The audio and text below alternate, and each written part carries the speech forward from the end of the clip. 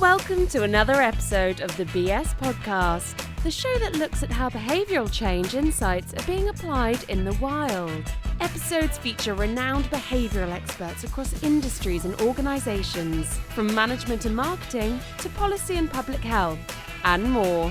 Let's dive in and see what all the BS is about. Here's your host from The Behaviourist, Nick Hobson. Charlotte Blanc is one of the world's first chief behavioral officers. As CBO of Maritz, Charlotte leads their practice of behavioral science and innovation. She forges the connection between academic theory and applied business practice by elevating the use of field research to advance our understanding of human behavior in the modern marketplace. Charlotte has led programs in consumer psychology and global branding during her 10 years in the media and automotive industries, including various marketing roles for General Motors and new product innovation for Turner Broadcasting. She earned a Bachelor of Science degree in Neuroscience and Behavioral Biology from Emory University and an MBA from Harvard Business School. Ever curious about what makes us work, Charlotte is a frequent contributor to peoplescience.com. Charlotte, welcome to the show. Thanks so much, Nick. Happy to be here. I should say welcome back to the show.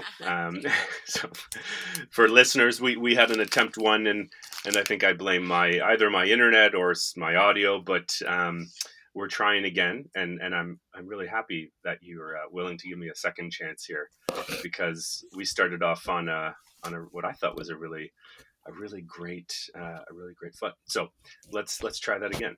I guess I'll start with this. You have a recent paper, and it's a new and different twist on loss aversion, or what we typically think of loss aversion when we hear loss aversion or think of the past research.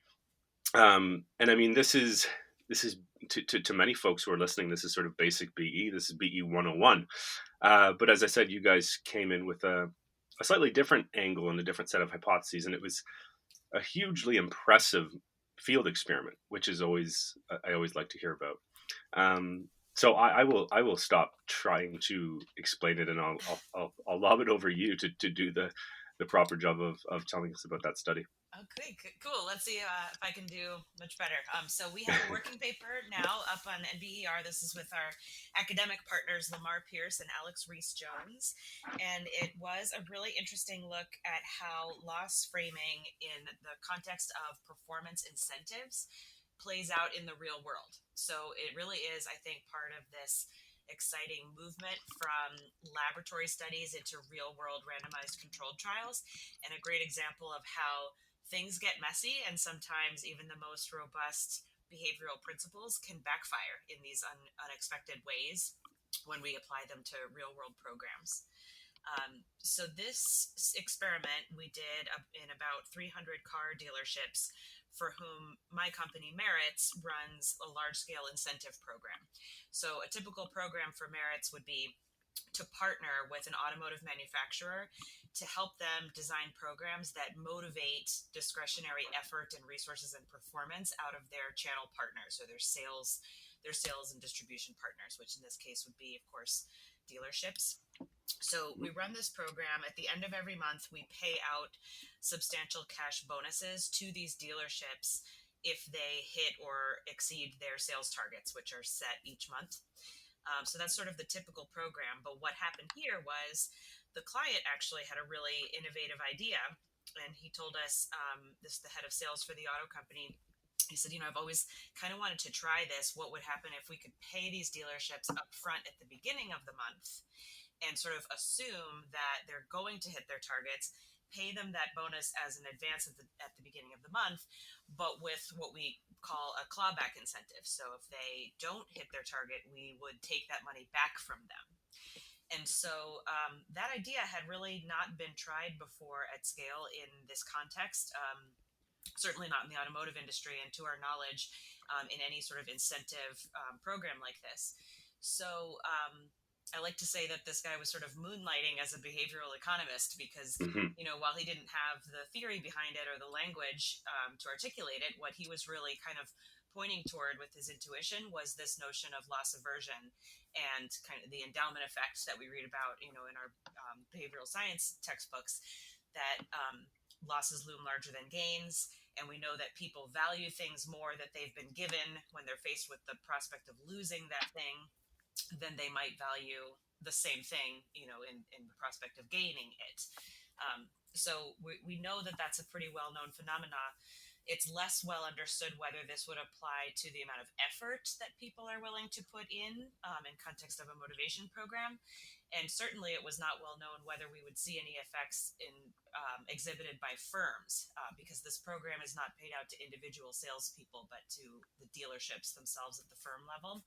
So those were a couple of reasons that made it sort of novel and interesting to us and to our academic partners. And thankfully, this client was, savvy with us to understand that the only way to really know whether or not this idea will work in this program is to run an experiment, just like a scientist would. So, he was a great partner to us, and we ran a true randomized controlled trial across about 300 dealerships. And long story short, what we found was, to me, an incredible surprise. We actually found that dealers who were placed into this treatment condition of being paid their bonuses upfront in advance actually showed a slower sales growth than did those in the control group who continued to receive their bonuses at the end of the month. So that's to say that these dealers underperformed. This lost contract idea actually hurt sales and made them grow less than they would have had we done nothing at all, which was the case for the control group. So just from a practitioner standpoint, I really like to emphasize that that's an important lesson learned and a great example of what I'd call leading like a scientist, and why this idea of testing things out, A/B testing, running RCTs, is not just for marketers. It's really for leaders and managers and sales leaders in particular. So he was able to try this idea, limit his risk to this portion of dealers, and learn this lesson after 4 months essentially. So that's kind of the practical lesson there, but we can talk more certainly about sort of the implications on theory. So yeah, that's my follow-up question is, and I doubt in such a large field experiment you were of course able to assess any evidence of mechanism or process, but in terms of just what you speculate, I'm sure you interviewed a lot of these individuals. Why do you think that's actually happening psychologically? If you could sort of drill down to the level of the individual in this case, what do you think's going on when they're working with the loss frame or the clawback clause? Right, of course. That's the interesting question, is not just what happened on average, but why? Why did we see this backfire effect? And you're right, we did our best to sort of assess feedback from the dealers through surveys and interviews to try to get a sense for what they did with the money. Why did they participate in this in the first place? And basically, the short story there is they couldn't be more different from one another. They're incredibly heterogeneous. This is a population of people who are sort of wild cards and across the board, and they really vary in terms of like how they run their businesses. They're entirely independent from the manufacturer. So it's really hard to get a sense of what's moderating that just by talking to them. But that's when we sort of brought in the big guns, I guess, from a sort of data analytics perspective. And Alex Reese-Jones applied a structural estimation technique to sort of model out and really nail down that what this sort of effect we're observing is in fact consistent with prospect theory. It sort of fits this predicted model of how we would expect agents to behave should they behave according to prospect theory prediction versus traditional corporate finance theory. And so what he was able to show through this sort of economic process was that what we found was basically consistent with prospect theory, and that the loss framing does turn up the heat on the targets. It increased effort and focus and attention on those sales targets, which is what you would predict, that in terms of losses looming larger than gains. But the interesting nugget here was, it focuses their attention, but what does that mean for their behavior? What do they actually do when they care even more about targets than they had before? And that's where, the sort of real world learnings come from in terms of incentive design. So what we know from this industry and from building these motivation programs over time is that there's this trade-off between having a really smooth or linear incentive structure that's just like a straight line commission, which is kind of boring. Mm, You're probably leaving a lot on the table, but it's kind of a safe play versus these really steep, discrete, nonlinear stair step programs, which are very typical in the automotive industry, mm, and focus a lot of attention on these sort of mega payouts at the end of each month.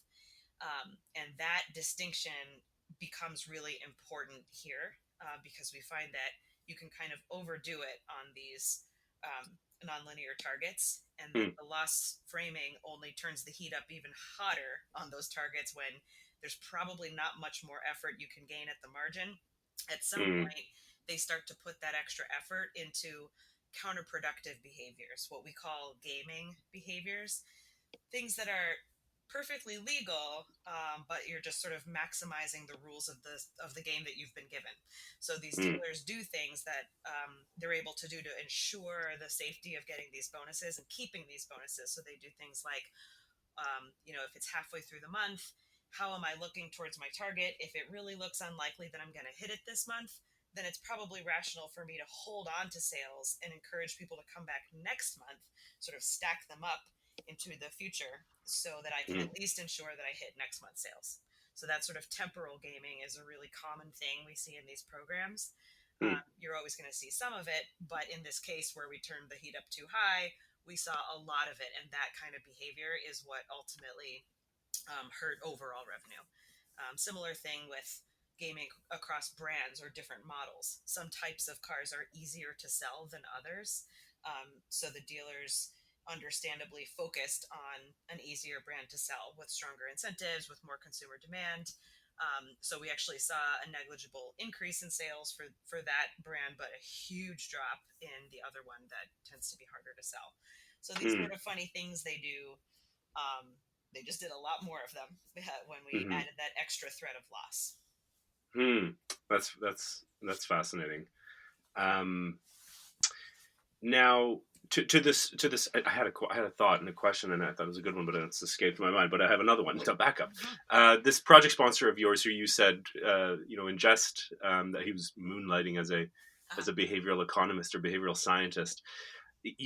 Now, especially partnering with you and the Maritz team, like there are these infrastructures and the talent and the things in place for him to take that what was just an initial hunch or intuition that he had to see it through, to come up with a formulate a testable hypothesis, to do all the sciencey stuff that follows Mm-hmm. that initial curious hunch that one might have.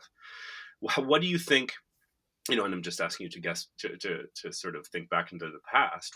How do you think this whole thing would have played out with this individual and with this client pre-behavioral revolution, 10, 15, 20 years ago?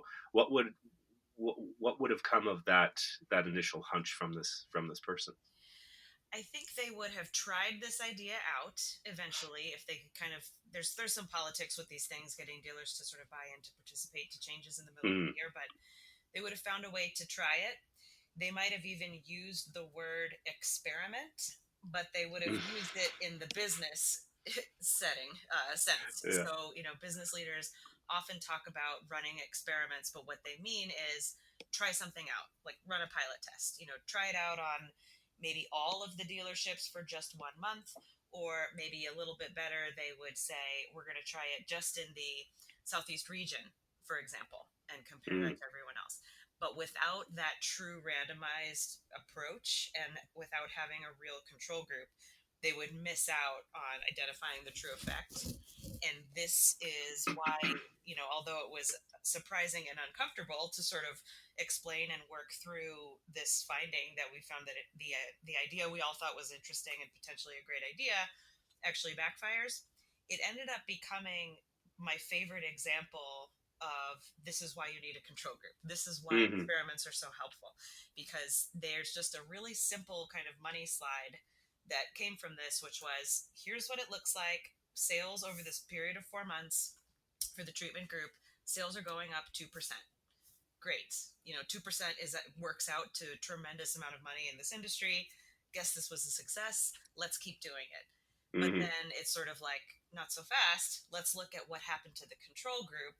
And you see there that the control is actually rising 6% over the same period of time. So just being able to really crisply visualize that, and they can kind of internalize and say, okay, so if we had done nothing at all, we would have had more sales.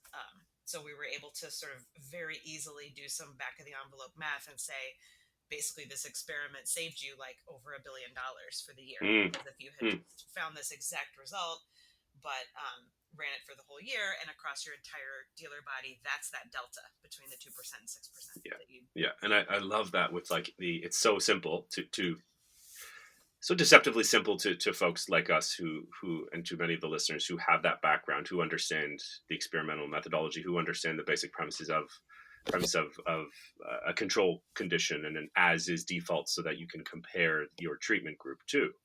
I think if there's any, I love science, but if there's any one feature of science, I think it's that. And this is actually just like you said, sort of your favorite case example now, your favorite story to tell of why a control is so important, because pre any of this, like you said, they would have run a quote unquote experiment, and be like, look, this is great, let's roll it out, boom, and they have no idea what the backfire or the unintended consequence is. Right. Um, for for others, just sort of more touching on it, because this is such a great example, and I hope that there's more of these types of interventions that are run within our field and in the work that we do with our partners and clients. Just talking about it from the logistical side, is there any lessons you learned when you're doing a field experiment of this magnitude? Any things where you guys were sort of running into a wall, or what you would have done differently next time? And if you can share any of those insights with listeners.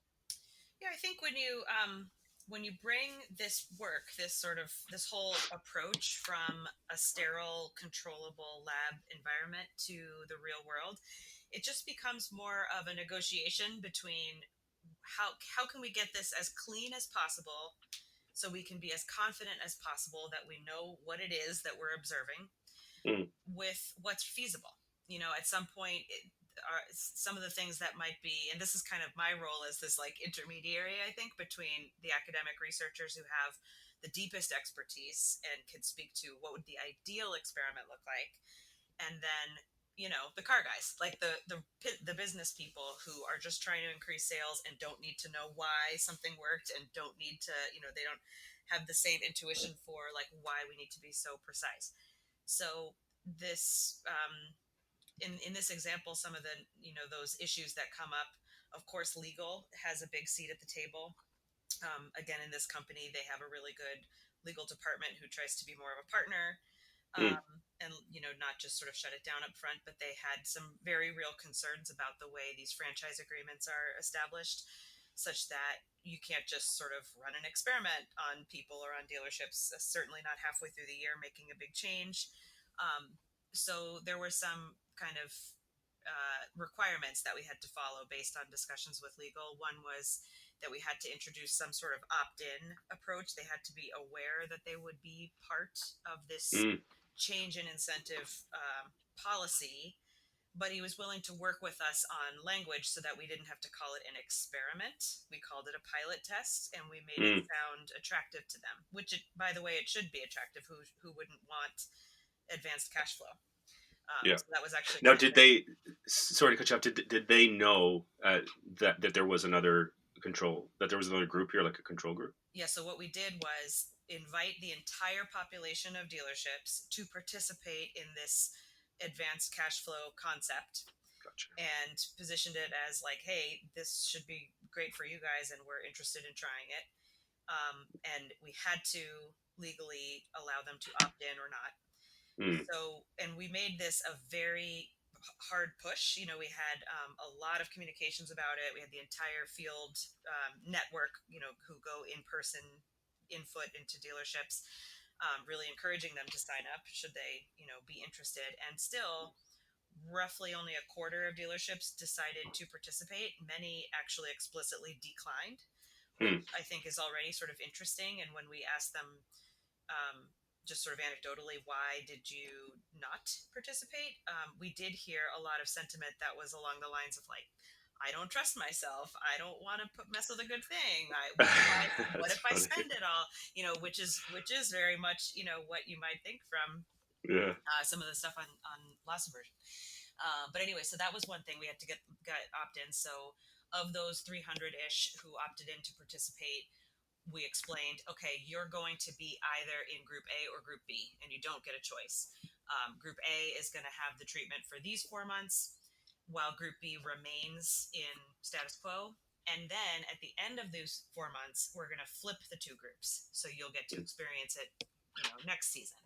And Gotcha. that was a really big piece that was a takeaway from me, which was that element of the design Mm, wasn't really for us. It wasn't so interesting from a scientific standpoint, because that second round was not a true experiment, in that the control group was kind of still recovering from the treatment. So mm, we were less interested in the data from the second 4 months and really focused on the first four. But from a fairness and feasibility standpoint, it was a requirement. mm, So those little tweaks and changes that we add in are, I guess, examples of how to balance, what's most interesting and scientifically crisp versus like what's actually possible to do this study. hmm. Interesting. Okay, so this is a great example, a great story of how experimentation in the lab differs just tremendously to experimentation in the real world. Like field experiments are just a completely different beast, and then add to that the logistical complexities, as you say, of just ethical considerations and legal and implementing these policies. Like this is a whole other thing. But what's interesting is that in the field of psychology and behavioral science, and I've been thinking a lot about this lately, is it's a field that's only like say 120 years old. In the first 25% of its existence as a field, there was a lot of emphasis on application and like bringing these insights into the real world and doing the stuff in the real world, like in the wild, so to speak. And then came the cognitive revolution in the 70s, where all of a sudden we as a field became so obsessed with precision, with being able to precisely um, test a certain hypothesis and ultimately infer cause and effect. And then all of a sudden, within university institutions, everything became about, there was this over anchoring on basic research or pure research, and then all of the application stuff fell by the wayside. But now I think we're seeing a resurgence. Because like how you pointed out, there were some things that you just had to, some trade-offs that you had to navigate when you're running a field experiment like this. Like there's not true random assignment. You had to have this opt-in because it's just fair and ethical, and that's the legal way to go about it. So you have less precision, yes, sure, okay, than you would say in a laboratory context. But look at what you gain by running a field experiment of this magnitude in the real world. And so I think as a field, behavioral scientists and psychologists, whatever you want to call us, are saying, yeah, you know what? It's not only just about precision. There's other things we know we need to be capturing about human behavior here. And one of those is like actually going out into the friggin' world Mm-hmm. outside of a lab and figuring this out, Mm-hmm. right? Yeah, but I would also add sort of like the other bookend to that. At the same time, it just so happens that my Maritz is exactly 125 years old. We celebrated our 125th this year, and Hmm. there's always been this underlying theme of behavioral science before they called it that. But it started in a very like Skinnerian, carrots and Hmm. sticks. Like people ask me, how do you pronounce it? Is it Maritz or and I'm like, no, it's Maritz like carrots. It helps people remember, because carrots is still sort of like a synonym or slang Yeah. for incentive. And Yeah. so, but like over time, over this 100+ years, as theory has developed, like it started out with this like really straightforward behaviorist kind of stuff, and then it was self-determination theory started to become a thing, and then experimentation rose along. Hmm. We kind of like track our company history along with the kind of theory in academia. Hmm. And it all comes back to design. For me, I'm always thinking about, each of these pieces play a role. I think it's sort of a false dichotomy to get into like, oh, incentives are bad news now, and lost contracts don't work, or those sort of black and white statements are almost never true. It's just about the nuance and about being an expert designer and knowing when and why and how to implement each piece of these potential programs. And Hmm. so, one thing I observe in industry is that with the rise of big data and technology that makes it really easy to run A/B tests, sometimes clients or companies are almost like too sophisticated. Like they're like, just show me the data. Like let's just run 1,000 A/B tests. Let's just always Hmm. optimize. Like Facebook's always running like 10,000 versions of its platform. And it's just like a computer could create the perfect program over time for theoretically.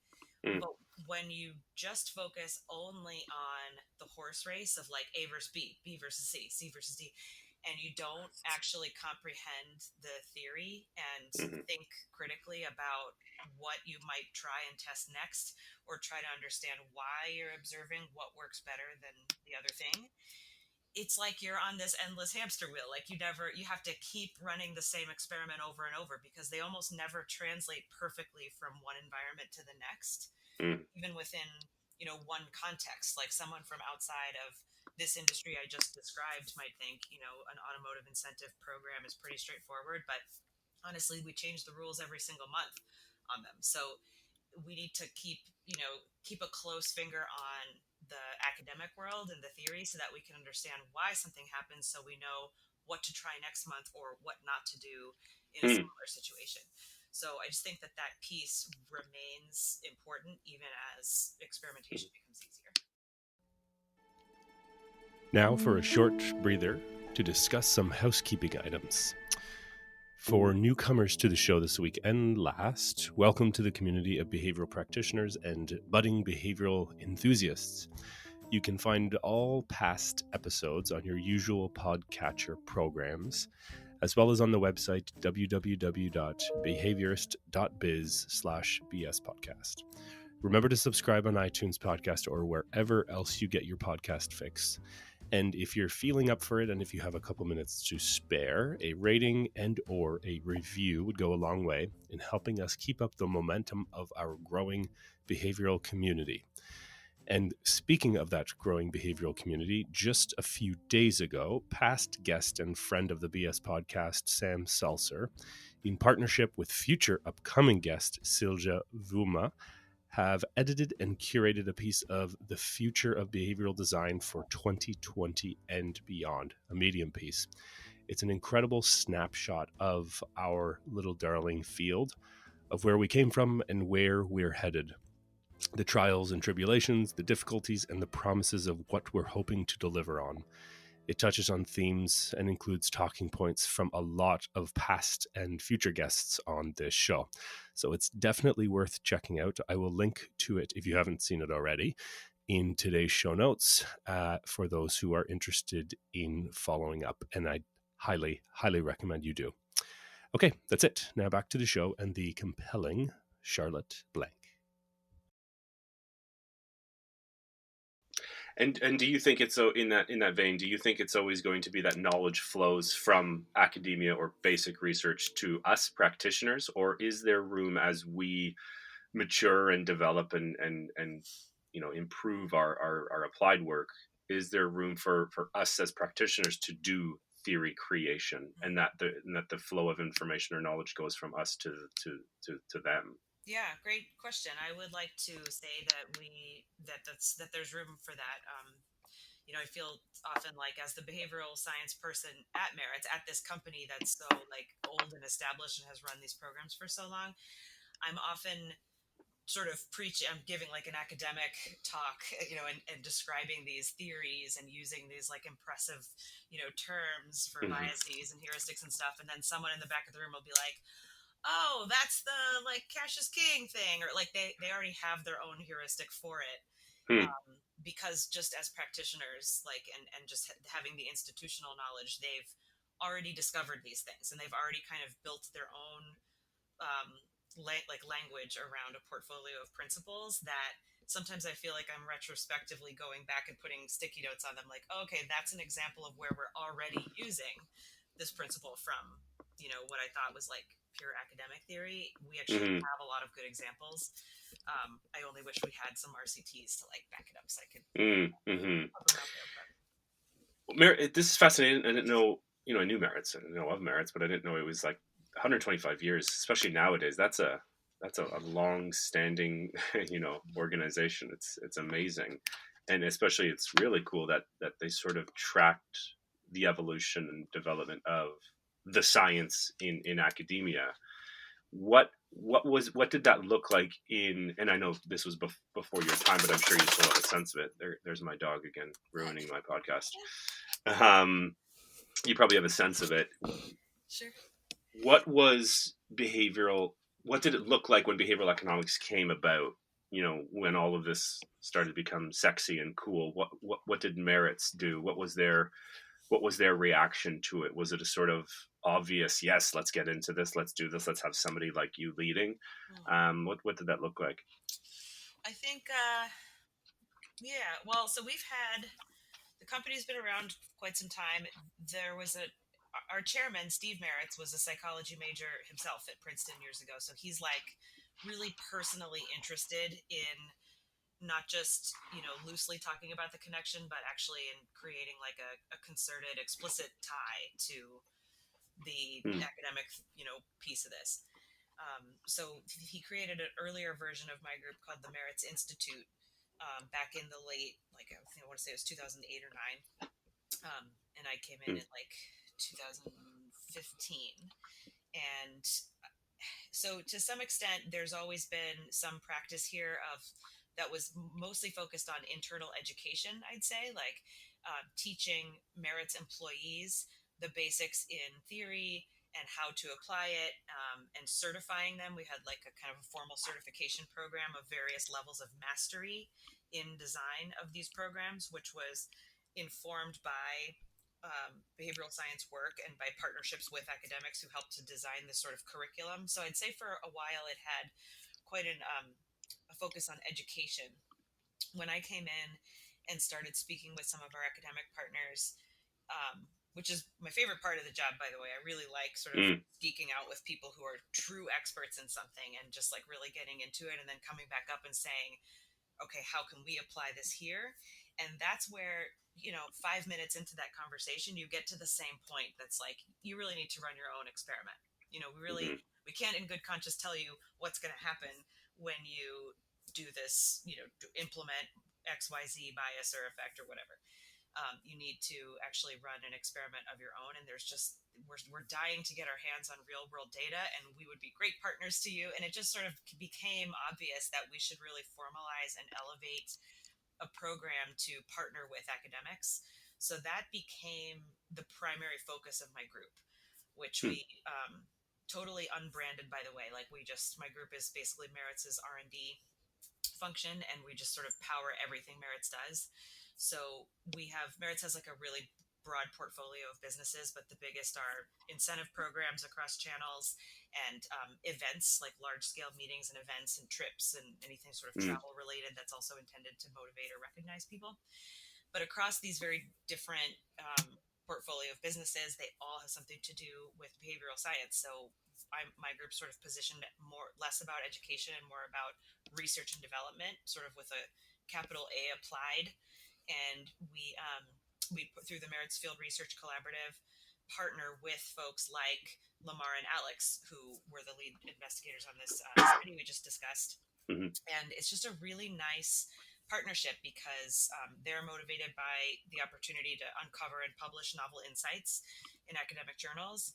My group is, looking to kind of further that engine of generating new thought leadership, showing that Maritz is a true expert and leader in this field. mm, But there's this sort of interesting dynamic, as you've pointed out, that applied behavioral science is kind of a new thing, and it's this movement that's growing. And how do we, kind of we're all kind of learning as we go.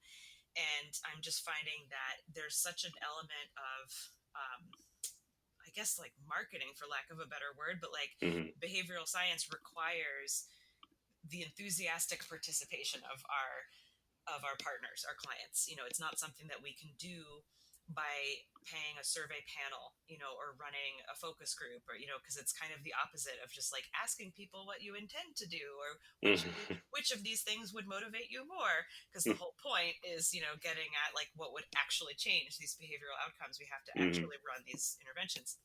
So our clients have to obviously be okay with that, but in reality they have to do some work with us. It's not such a passive process for them. They have to be engaged. They have to help us identify the data. On their end, they have to help ensure that things are running smoothly and cleanly, and so it requires that we really make this sexy and fun and exciting for them. So that's how we ended up creating a content platform called People Science, which has gotten a lot of traction. Actually, we have a really funny guy leading it, Jeff Chrysler, who was a co-author with Dan Ariely of a book called Dollars and Cents, which is a really kind of funny, tongue-in-cheek take on consumer financial behavior and the behavioral science of that. And Dan introduced me to Jeff thinking, like, this is your guy. Like, if you're looking for someone to humanize the space and make it funny and shareable and accessible and something that your clients will pay attention to and not sort of glaze over at, then he might be your needle in a haystack. And he was right. So that's sort of the other side of the coin, I would say, is that I'm primarily obsessed with running and publishing experiments, but in order to do that, I need to generate demand for those and make people excited about behavioral science too. So that's where People Science comes in. That's fantastic. And yeah, it was a little while back that I actually, because I followed People Science, and I think it's done really well. And then I think when I had you on the ticket to come on the show, I realized I was like, oh, People Science is actually sort of Maritz. It's like one and the same. Yeah, that's good. We don't want you to totally get that right away. So yeah, just enough. Okay. Well, with this N of one, it's working. I guess my next question is when I talk to you here, and I just hear how you respond to things, and the language you use, and how you're so eloquent with it. It sounds like, if I didn't know, I would have guessed you have a PhD in behavioral science or whatever, neuroscience, psychology. Is all of that just self-taught or learned in the real world over the years? Is my first question, and the second part related is, how did you sort of get into this? How did you get excited by behavioral economics and behavioral science? I know you have a psych degree, but was there a time right after then, or was it after the MBA? If you can just sort of walk through your story of the last decade or so. Well, thank you, first of all, for that incredibly flattering comment. Of course. That means a lot to me. But no, I've always been interested in psychology for as long as I can remember. I actually chose to go to Emory undergrad because they are well known for a really robust and excellent psychology department. So I can't remember like what sparked that or why, but I've always been interested in it. And Emory has a really cool program that I think now is their number one program. It's called Neuroscience and Behavioral Biology, and it's very interdisciplinary. So I had classes, you could choose from all kinds of things, and it was like any lens that you could think of to look at behavior, from sort of the hardcore neurobiology stuff to all of the psychology theory, but a lot of anthropology, like a lot of primate research is done at the Yerke Center at Emory. So I was always really interested in like the chimpanzee and bonobo studies. Religion, philosophy, etc. So that was really cool, just to get this early sense that there's not one way to think about human judgment and decision making and behavior. There's a lot of different lenses that all come together. So that was just really effective for me and just kind of stayed with me forever. But I went right into industry. I've always been kind of a marketer. I think maybe I thought that was the closest you could get to applied psychology was marketing and advertising, before I knew there was such a thing as the incentive industry, quote unquote. So, that's really what kind of drove me into the media industry, and then especially the automotive industry. I think there's just, when it comes to consumer behavior, there's just nothing more interesting than what makes someone choose the car they chose. I'm always noticing like what brand you drive. Nothing is more Hmm. satisfying to me than when someone drives a car that like suits their personality. So I just think, I was always interested in industry, and so the MBA was kind of just made sense. But I think, in terms of just my current capabilities, I guess, or ability to articulate and understand like basic scientific method, I think just comes from practice and from spending a lot of time with academics. Like I Mm. spend a lot of time talking to Lamar and the other folks that, we've done papers with, and just understanding how they think and how careful they are about committing to dramatic categorizations and to stopping and pausing and saying, like, what are the nuances here that we need to consider, and what are the other explanations that could account for this? That just really resonates with me. I really like that way of thinking. So, sometimes I feel I missed my calling. I would have liked to have gotten a PhD and become a professor, but in some ways, I feel like I get to live vicariously through many of them and know a little bit about a lot of things. So it's Mhm. nice. Yeah, don't do a PhD. it's I shouldn't say this. I'm a bit cynical about the whole PhD thing, having one myself, and not it wasn't so long that I defended, just because I for the reason that I come across folks like you and oh gosh, 80 to 90% of the guests on this show so far, and who will be on the show in future, aren't PhDs. And the ones who are really, the trailblazers, the ones who are setting the path in this field, are practitioners, true behavioral psychological practitioners who don't necessarily have a PhD. And so when I came out and started to do applied behavioral science out of a social psychology PhD, I was very dogmatic in my thinking in terms of that. Oh yeah, you have to have this formal training. I've definitely course corrected and overrode my assumption on that, because I don't think that's true. But to your point that you made a few minutes ago, I don't think we want to get rid of the academics altogether. What I think, and this is what's great about what it sounds like with your group and Maritz in general, is that there's this interest and willingness to partner up with academics to demonstrate that thought leadership. And I think the perfect combination, the perfect coming together, is just that, the sort of the deep domain expertise, the precision of modeling human behavior in a lab, and then taking that and partnering with practitioners like ourselves to test it out in the real world. Yeah, and That's going to be the future, I think. I think academic institutions are evolving to have much more of an applied focus as well. Like, so a Mm-hmm. lot of our academic partners, pretty much all of them, I would say, work at business schools. So their interests, even just from an academic question standpoint, are aligned with ours in terms of understanding how these influences, and how these things play out in consequential marketplace decisions. Like, how do consumers or employees or salespeople make decisions? So the gap is not as big as one might think, or maybe as it might be if we were working with like a traditional psychology department versus a business school. Yeah, and that's actually really interesting. I noticed that because I was sort of in undergrad and graduate school, like 2010 to 2015 ish, let's say, and I was in Toronto in Canada, and the business school there is Rotman, and as I have no horse in the race here, but I think it's like the best business school in Canada, let's say, and Rotman basically wants to be like Harvard, or any sort of big Ivy League business school.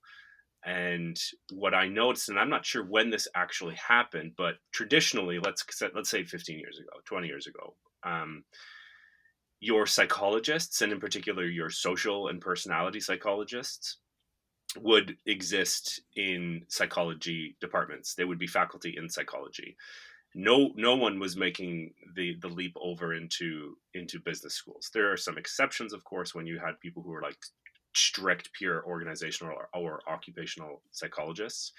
But then about 15, 20 years ago, as I said, there was the Booths and HBSs and all these other big schools in the US primarily decided, and I'm not sure, I'd be curious to actually know the history, but they decided for whatever reason at that point to bring in higher psychology and in particular social psychology faculty and bring them into business schools. So whatever that model was, Rotman in Toronto then started to copy it. But if you look at all of the other business schools in Canada, they follow the traditional model. There's no psychologists on the faculty whatsoever. So there's not that type of applied bent or that applied focus that's happening in those departments and in those schools. But when you go to a place like Rotman, where you have like Dilip Soman, or when you go to a place like Harvard Business School, where you have Francesca and Gino and Mike Norton and Amy Cuddy and all these people, you have people who are trained social psychologists, social personality psychologists, but then who are applying this stuff to, organizations, marketplaces, and workplaces, etc. So it's this interesting switch that I think it's still sort of new. Although I think the U.S. business schools, especially the big ones, were the ones leading. I don't know if you got that sense when you were doing your MBA. Well, I get that sense now, certainly too. The HBSs, the UCLAs, a lot of the big names tend to be. What year were you at Harvard? Graduated 2010. This is my 10-year reunion coming up in June. Oh, okay. So that's interesting because that was right around the time. That's when Behavioral Insights team, or BIT, in the UK, I think, sort of formed, and then soon after Behavioral Insights Group. So was there chatter in the department about Behavioral Insights at that time? I don't know if I was so aware of it at the time. I did not. In hindsight, I wish I had looked into that while I was there. It's kind of ironic. I could have maybe worked in a lab or started this kind of practice back then. But no, at that time I was involved in the sales club and the auto club, and I was thinking kind of straight path into industry. So I'm not sure. I did remember my favorite class at HBS was definitely Amy Cuddy's second year class on power and influence, which was 100% social psychology. It was just social psych papers and how to apply them, and exercises about your network and power dynamics and how to influence people. It was a lot of Cialdini, and it was hands down my favorite class, and one that my dad came to visit a couple of times because he just, it's kind of fun to visit, and he made it to that one and said, "This is all anyone needs." I've been in sales my whole life. I've been at, these big corporate political organizations, and this is the only class you need to do well in your career. So, I can't say I disagree with that. Amy's an amazing, one of the best speakers, I think, within the field of social psychology. And there's a lot of terrible speakers in that world for sure. A couple more questions, if you don't mind. Sure.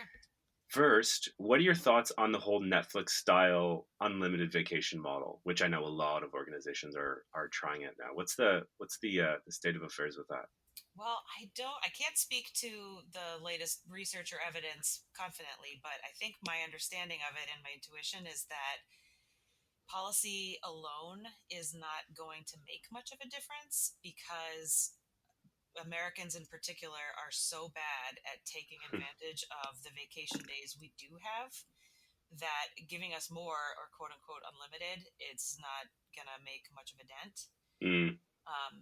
I think Maritz actually tried this in one of our business units a few years back and had some struggles also just with the just sort of the logistics, because we're kind of an agency model and so focused on client hours that it was hard to explain, how people could be on vacation, or how we would track that with our clients. But I can't really speak intelligently to that. It wasn't my own business unit.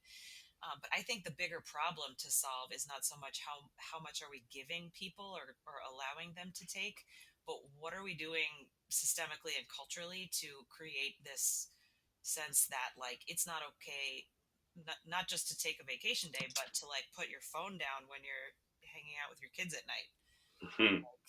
We need something much more paternalistic, to use the kind of nudge language. I saw one example from, was looking at my bookshelf trying to think what book it was. I think it was Adam Alter, Irresistible, and he had an example of an ad agency or something where at 6 o'clock sharp on the dot, the furniture just gets sucked up into the ceiling, and and the place becomes a yoga studio, and like that's it. Like you're not What? like workday is over.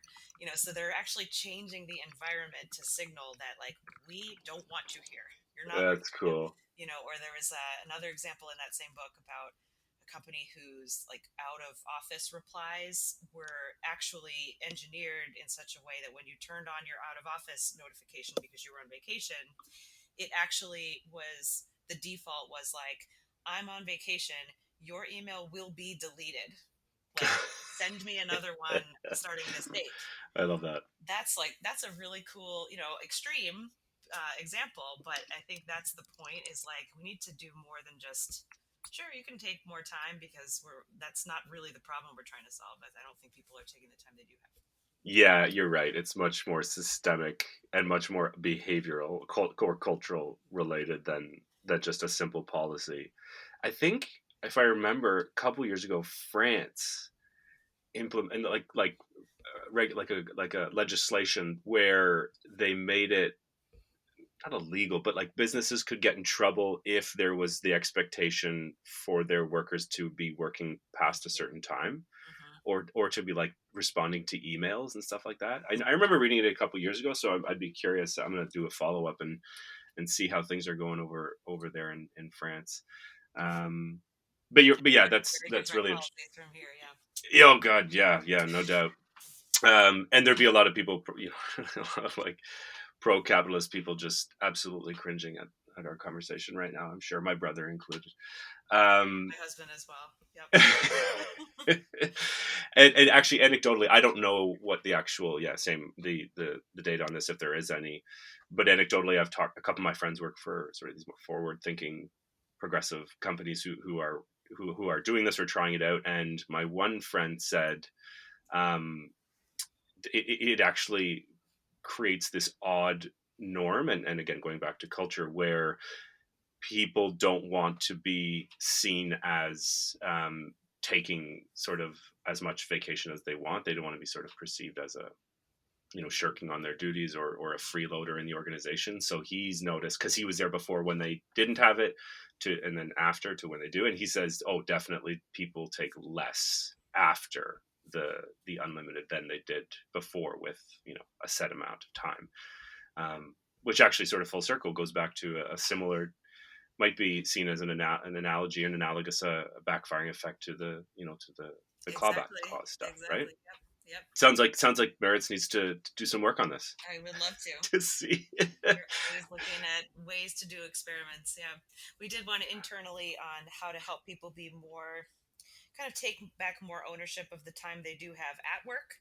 So like one of our business units said, I feel like my whole team has good intentions of like, good ideas that they want to work on to be strategic in the future, but they're always getting stuck answering client emails. They're being reactive, and then before you know it, the day's over. Mm-hmm. It's not time to get to those bigger projects to like make things better in the long term. What could we do? What are the theories out there? What are the, give us ideas here. And we just started with the most basic, simplest idea ever, which was, what if you just block off a period of time? And we just call it, my friend gave me a better name for it later, which was clock blocking. But instead, can I quote you on that? Yeah, you'll have to. It was my Instagram clock blocking. Again, it was another example. We got this. This was written up in. We have an HBR article on this time blocking idea, and he texted me about it and said, "Congrats on the article. I've been doing that forever. I call it clock blocking." Anyway, it's exactly what it sounds like, and we did it as an RCT, and it was super, simple, and we found all kinds of really positive outcome measures. It was survey based, self-reported, but people across the board who just had this little nudge of blocking off this dedicated period of time to focus only on proactive work. They called it pro time. Just giving themselves that gift and, a commitment not to move it, felt much more productive, less stressed out. There was no indication that any client emails went unanswered or, were anything negative like that. So, simple environmental changes. I love that. That's so. I should implement that. And it reminds me, actually, Auleen, who's been on the show, and Pauline, I hope you don't mind. I'm going to sort of use you as an example here. I'm looking at an email thread between her and I, and she has in her signature, it says 10 a.m. to 12 p.m. Monday to Friday is my deep work time. I will not respond to any sort of messages, email, Slack, smoke signal, etc., or hold any meetings during this time. Perfect. So imagine you have that in your entire, or in your team or your group or even in your organization.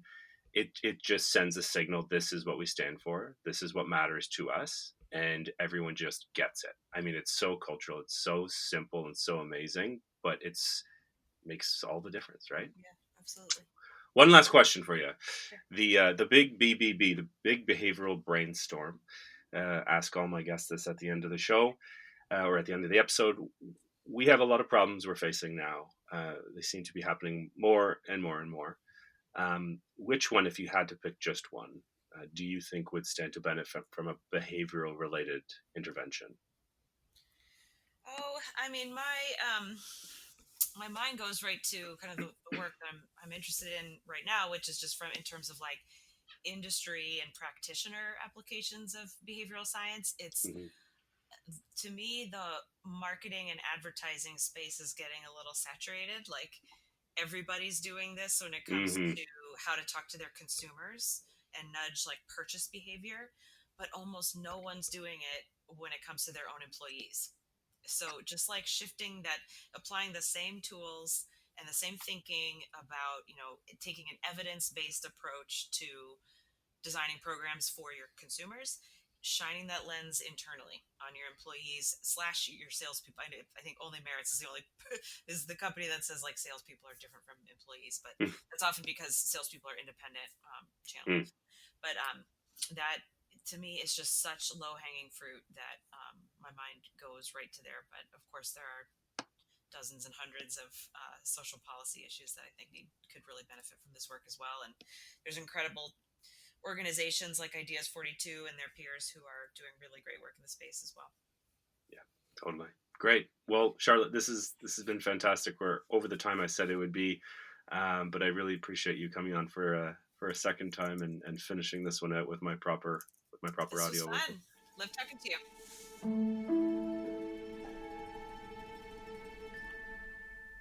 Hey, Nick here once more. A final farewell note before ending. All the show notes, links to papers, resources, and materials mentioned in the episode can be found on the BS podcast page of The Behaviorist, where you can find all episodes and lots of other interesting, easy-to-apply, sciencey stuff. Just go to www.behaviorist.biz/BS podcast. And lastly, if you'd like to join me in the mission of spreading the good BS word, remember to rate and review the show on iTunes. Why should you? Because 1, you're a part of a digital-wide social proof exercise. 2, you're helping combat the negativity bias in the form of positive reviews. And 3, it's a little pre-commitment for your habitual podcast listening. A little investment to keep you coming back for more BS. I mean, how much more behavioral can you get? Thanks again for listening. Until next time, remember, keep your facts ugly and your hypotheses beautiful.